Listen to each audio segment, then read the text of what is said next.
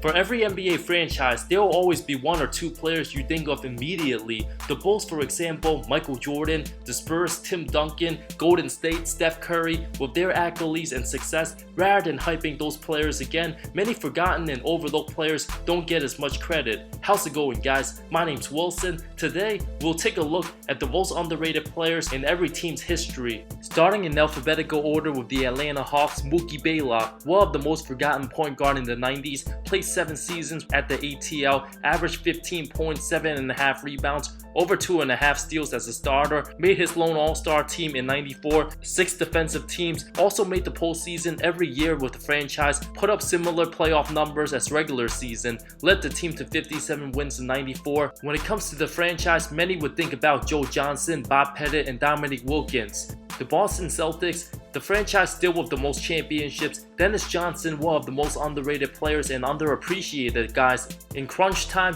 DJ was always ready to make a play when Bird and McHale struggled to get things going, a strong defensive presence. The great Larry Legend even said DJ was the best player he has ever played with. The C's won as soon as he joined the team, responsible for shutting down Magic in the '84 finals. Johnson made defensive teams from '84 to '87, 9 total for his career, sacrificed for team success. When everybody thinks about the Celtics, all-time greats in Bill Russell, John Havlicek, and Larry Bird comes to mind. DJ just like Bailey Howell and Tommy Heinsohn, some of the few most underrated Celtics all time. The Brooklyn Nets / New Jersey Nets, Brook Lopez, a big man who never got much attention during his Jersey days, modeled his game after the 7-footers who came before him. Much of his earlier career was spent near the basket, unstoppable on the post, excellent at the swipe drew, a monster at drawing fouls. Surprisingly, he's the Nets franchise leading scorer. Spent his first 9 seasons there, averaged over 18.5 points, put up between 17 to 21 points each season with the Nets outside his rookie year, made a trip to the 2013 All-Star game. It wasn't until the arrival of Darren Williams and Joe Johnson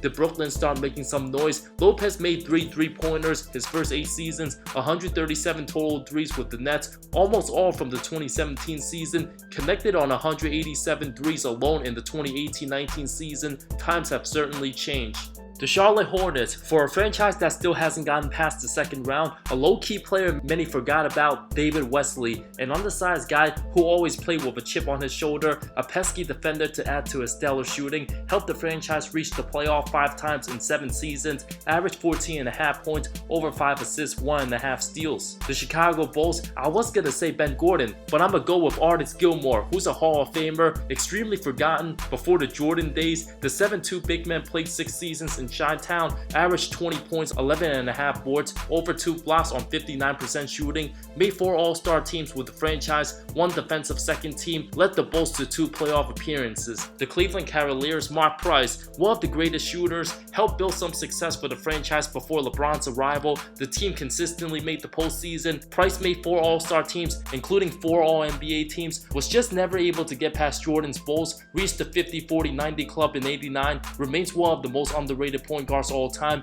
and considered one of the game's greatest shooters. The Dallas Mavericks, Rolando Blackman, who joined the Mavs in the franchise's second season of existence, made the postseason between '83 to '88, even went as far to the conference finals in '88, pushing Showtime to 7 games. A solid scorer, averaged as much as 22 points his 3rd season, made 4 all-star teams, an excellent outside shooter, one of the best players to not make the Hall of Fame. The Denver Nuggets, David Thompson, one of the game's greatest scorers and high flyers, most notable for his battle for the scoring title with George Gervin in 1978. Many forget Scott Thompson had a 73-point game, would never win a scoring title, but averaged at least 20 points in all but 1 year with the Nuggets, made 5 all-star teams, 4 of them in the NBA, 2 all-NBA first teams, and even finished as high as 3rd in MVP voting. Unfortunately, injuries and drug addiction shortened his career. Detroit Pistons, Vinnie Johnson, one of the greatest clutch shooters and 6-man all-time. The microwave can lit it up without wasting any time once he stepped foot on the court, most memorable for ending the 1990 finals on a game-winning jumper, the last moments of the NBA on CBS era, his biggest accomplishments outside the hardwood, turning his $5 million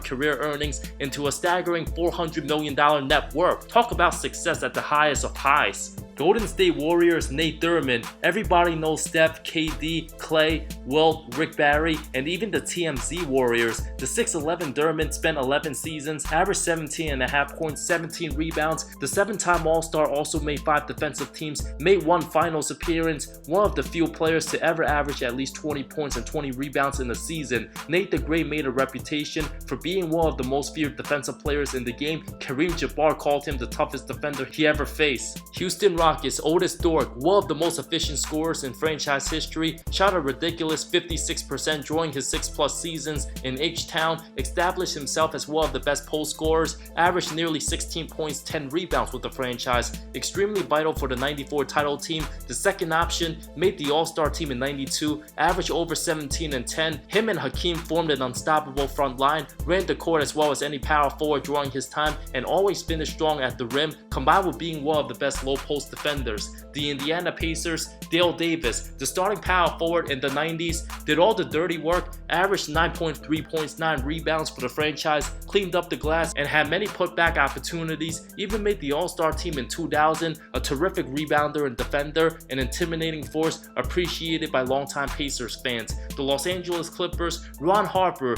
many LAC fans understand his importance to the franchise, most notable for his Bulls years. Harper averaged over 19 points, 5.5 rebounds, 5 assists, 2 steals with the Clips, made the playoffs twice alongside Danny Manning, extremely valuable as a 6'6 guard, an elite defender and scorer, very good playmaker, also crashed the glass very well. The Los Angeles Lakers, the franchise with the most superstars, I'm going with a name nobody ever mentions, Gail Goodrich. Unlike Kobe, Shaq, Magic, Kareem, Wilt, West, and Elgin, the 6'1" guard is a 4-time All-Star with purple and gold, made 1 All-NBA team, averaged 19 points, over 4 assists, formed one of the best backcourts all time alongside Jerry West for the 72 title team that won 33 straight. Goodrich averaged a career best 26 a game that season, overshadowed by his superstar teammates, had a fine shooting touch. Other underrated Lakers includes Michael Cooper, AC Green, and Jamal Wilkes. The Memphis Grizzlies, Mike Miller, spent 6.5 seasons with the franchise, averaged over 13 points, shot 42% from deep, solid in the rotation, played behind Pau Gasol, and had some nice stretches, including 3 straight trips to the postseason, averaged as much as 18.5 points. The Miami Heat, Udonis Haslem, still on the roster as of 2020, made a career solely based on his hard work, sacrifice, and loyalty. There are hundreds of players not in the NBA better in basketball than the 40-year-old right now, but none have his experience and leadership qualities. Sacrificed millions to stay with one franchise, was the starting power forward early in his career, played stellar defense on Dirk Nowitzki in the 2006 finals,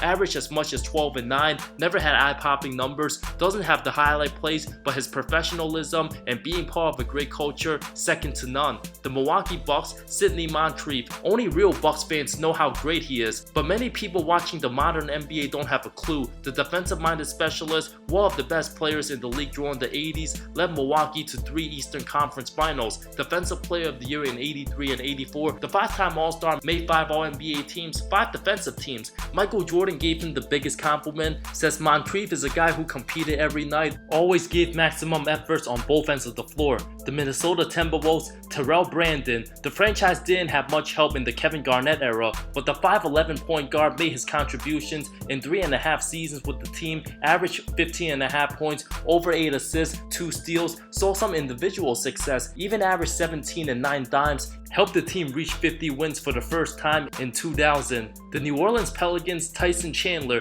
if he wasn't traded for Emeka Okafor, maybe CP3 wouldn't have demanded a trade so soon. After a couple disappointing seasons with the Bulls, viewed as a bust, rejuvenated himself, had excellent chemistry with Paul, averaged over 10 and 11 on 61% shooting in 3 seasons, doesn't get enough credit for helping the team win 56 games in 2008, put on a show with his alley-oop dunks, gave the fans some brief optimism when it lasted. The New York Knicks, Anthony Mason, one of the most beloved Knicks all time, despite playing just 5 seasons in the Big Apple. The 6'7" forward provided instant energy off the bench, averaged almost 10 and 8, prided himself himself on being able to frustrate the opposing players, won 6th Man of the Year in '95, has similar qualities and play style to Draymond Green, unquestionably a small ball 5 who could knock down a mid-range jumper and run an offense like a point guard if he was in today's NBA. The Oklahoma City Thunder, back when they were the Supersonics, Detlef Schrempf played 6 seasons in Seattle, averaged 16.5 points, over 6 rebounds, shot over 41% from 3, made 2 All-Star teams with the team, averaged as many as 19 points, a key role for the '96 Finals team, set high standards for international players, and offensive dread at all times. The 6'10 forward would be the perfect stretch for every team in today's NBA would want.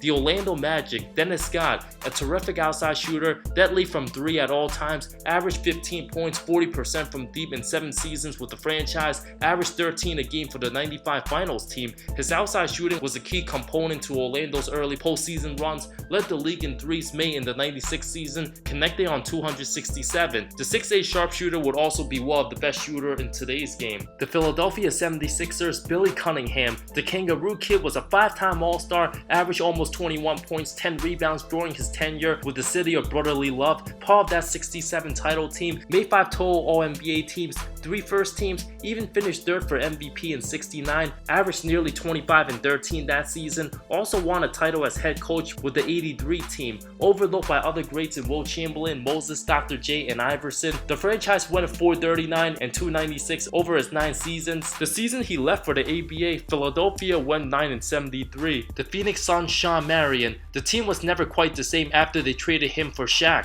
one of the most underrated players of his era, made 4 All-Star teams in 8.5 seasons with the franchise, the tough Western Conference, averaged 18.5 points, 10 boards, 2 steals, a block and a half, didn't get enough credit in 2006 when Amari went out. The Matrix averaged 22 and 12 when Nash won his 2nd MVP, made 3rd team All-NBA in '05 and '06, a fantastic defender, will always be remembered for his weird-looking jump shot. The Portland Trail Blazers, Terry Porter, the starting point guard, joined the Clyde Drexler-led teams, a contending dread during the late '80s and early '90s, one of the team's most reliable players. Porter played at least 77 games every season from '85 to '93, made 2 All-Star teams, averaged 15 points, 7 assists. Him and Clyde, one of the most underrated backcourts all time, averaged 21.5 points during the '92 postseason run, absolutely destroyed John Stockton in those conference finals. The Sacramento Kings, Peja Stojakovic, one of the league's best 3-point shooters in the 2000s, outside of C. Webb and Bibby. The 6'9 small forward was lights out some nights, made 3 All-Star teams, averaged as much as 24.2 points in the '04 season, finished 4th for MVP that year, All-NBA 2nd team,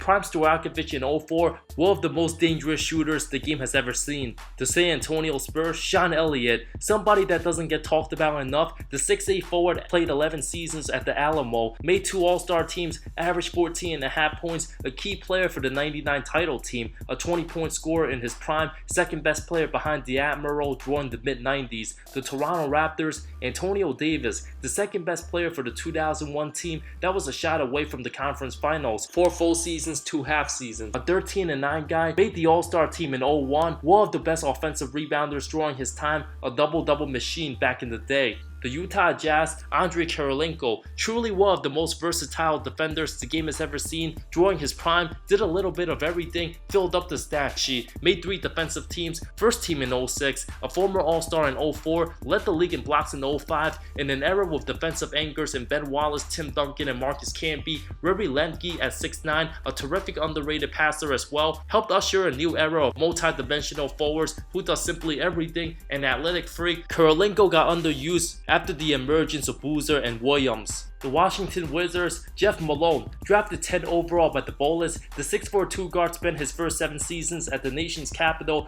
averaged 20.2 points with the franchise, made 2 All-Star teams, a great slasher who can get to the rim and draw fouls. Before taking his talents to Utah, Malone was the 2nd leading scorer in the franchise behind Elvin Hayes, led the team to the postseason in each of his first 5 seasons, one of the forgotten good players in the 80s. Those were the most underrated players from every NBA franchise. Thank you so much for watching this video. Subscribe for more content, more good stuff coming soon. I love all of you. See you next time.